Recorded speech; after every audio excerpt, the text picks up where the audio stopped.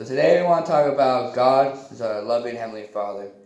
God is our Father and we are His children, and He loves us immensely, and He has shown His love in many ways and many forms.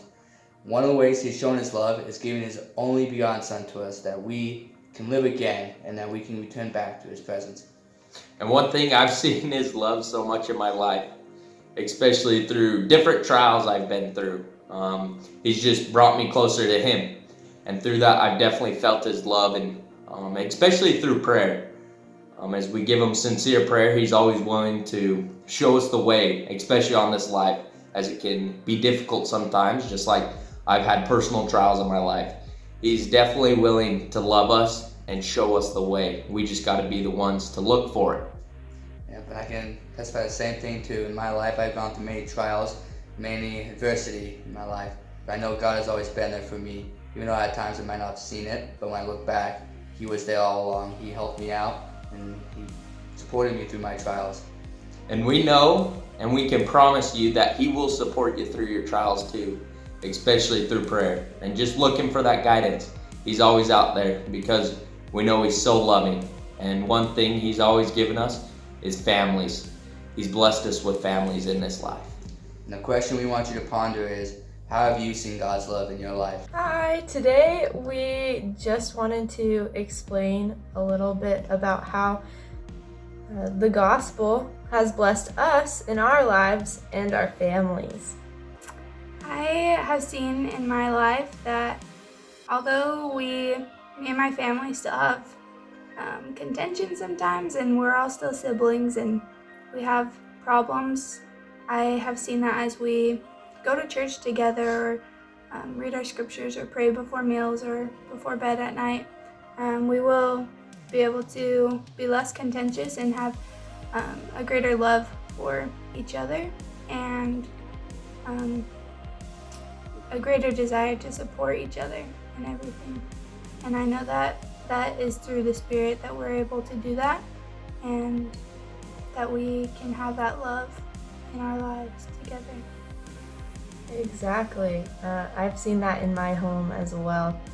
It's been amazing to study the scriptures and want that desire to grow closer to Heavenly Father. And a way you can do that is by practicing with your family and by showing them that you love them and that they have worth.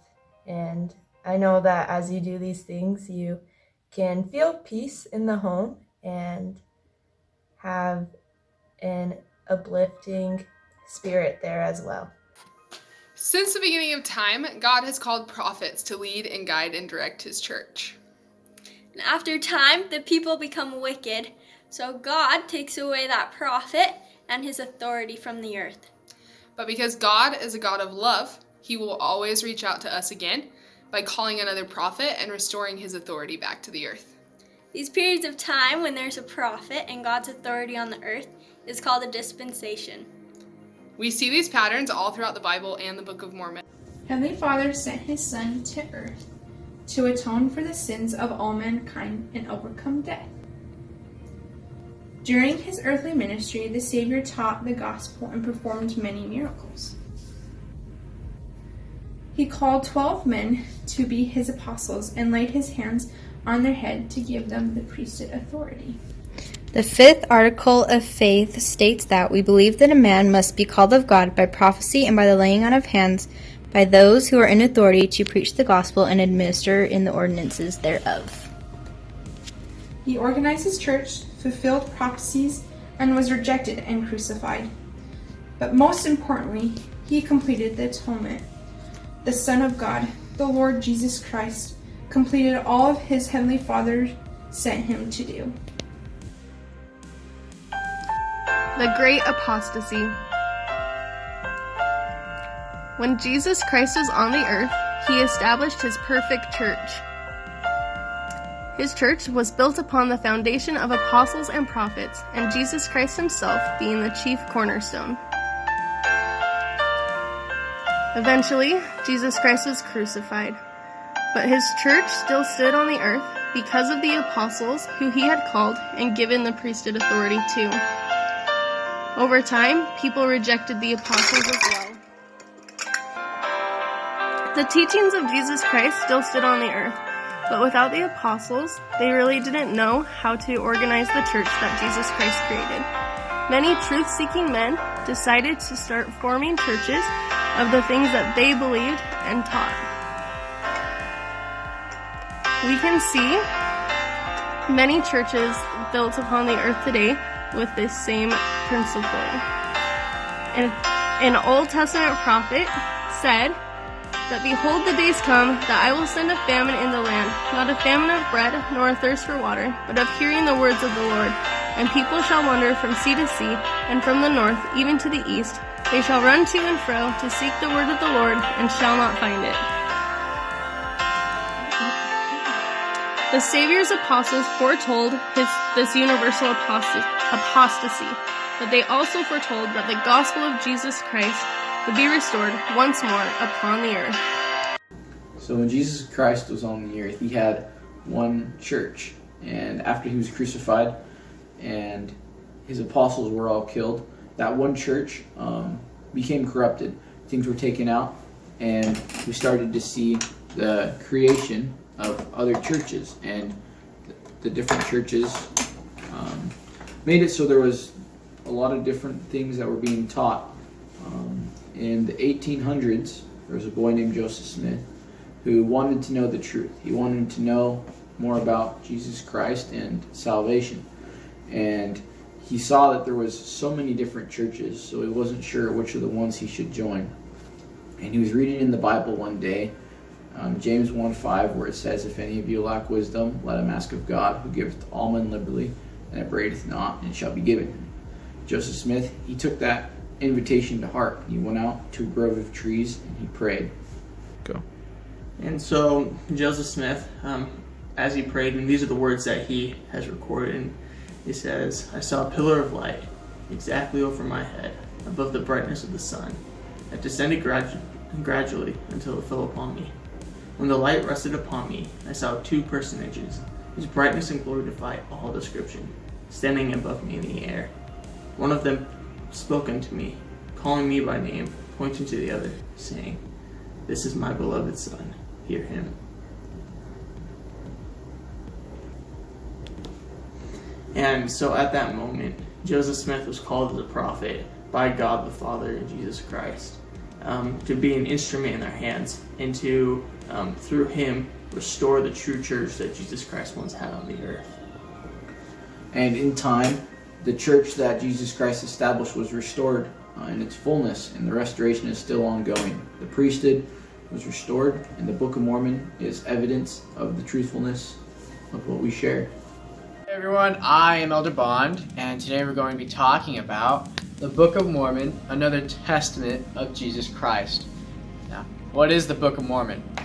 The gold plates, is it Joe Smith's book? No, it's actually, like in the title, another testament of Jesus Christ. It's comparable to the Bible, but it does not replace the Bible at all. If anything, it's just more of God's Word. Go. Yeah, and I'm Elder Gardner. Just like Elder Bond said, it doesn't replace the Bible. The Book of Mormon takes place in the Americas, and it has a record of the people there and their dealings with Jesus Christ and his teachings. The crowning moment being when Jesus Christ himself comes to the Americas and teaches them and helps them grow. Jesus Christ also came and ministered to the people in Jerusalem, right? We read that in the Bible. Teaches similar things because it's his word. And the timeline of the Bible and the Book of Mormon are pretty similar, particularly in the Bible, like the New Testament. Starts about right here, covers Jesus' life, and goes to the life of his apostles. The Book of Mormon starts a little bit before Christ was born and goes a little bit after his apostles pass away. The Book of Mormon was written on gold plates that you might have heard about before. That were written on by many ancient prophets. The last one being named Moroni. He buried them in fear that they were going to get destroyed. And so in 1820, God wanted his people to be able to read this record. And so he called a man named Joseph Smith to translate this record into a book that we could all read. So today we're going to talk to you about how you can come to know that what we've shared with you is true for yourself. And we know that to know any truth is to go to the source of all truth itself. And we get that from a promise in the Book of Mormon. And that promise is in Moroni chapter 10. And it says, "And when ye shall receive these things, I would exhort you that ye would ask God the eternal Father in the name of Christ, if these things are not true. And if ye shall ask with sincere heart, with real intent, having faith in Christ, he will manifest the truth of it unto you by the power of the Holy Ghost." So we see here that as we ask our Father in heaven in prayer to confirm whatever truths we have discovered, he won't leave us in darkness. The same way that Joseph Smith heeded James's counsel in the New Testament and sought the source of all truth, he got an answer, and likewise we can too. There's another scripture in the Book of Mormon from the prophet Alma, which reads, "And this is not all. Do ye not suppose that I know of these things myself? Behold, I testify unto you, that I do know that these things whereof I have spoken are true. And how do ye suppose that I know of their surety? Behold, I say unto you that they are made known unto me by the Holy Spirit of God. Behold, I have fasted and prayed many days that I might know these things of myself. And now I do know of myself that they are true. For the Lord God hath made them manifest unto me by his Holy Spirit. And this is the spirit of revelation which is in me." We would just like to add our testimonies, that we know that God is the source of all truth, and he won't leave you in darkness. And we'd like to invite you to take Moroni's promise and his challenge, and to pray about the Book of Mormon.